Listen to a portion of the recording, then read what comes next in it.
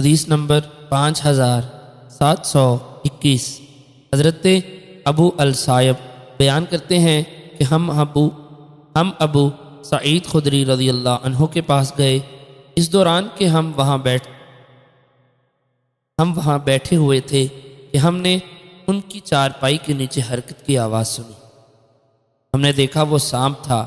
اس کے بعد حسب سابق حدیث ہے، البتہ اس میں یہ بھی ہے کہ رسول اکرم صلی اللہ علیہ وسلم نے فرمایا، ان گھروں میں آباد رہنے والے سانپ ہیں جب تم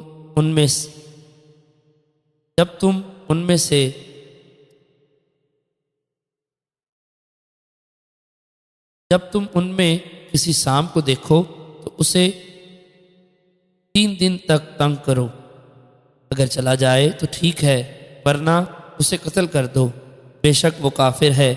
اس روایت میں یہ ہے کہ آپ نے ان لوگوں سے فرمایا، جاؤ اپنے ساتھی کو دفن کر دو۔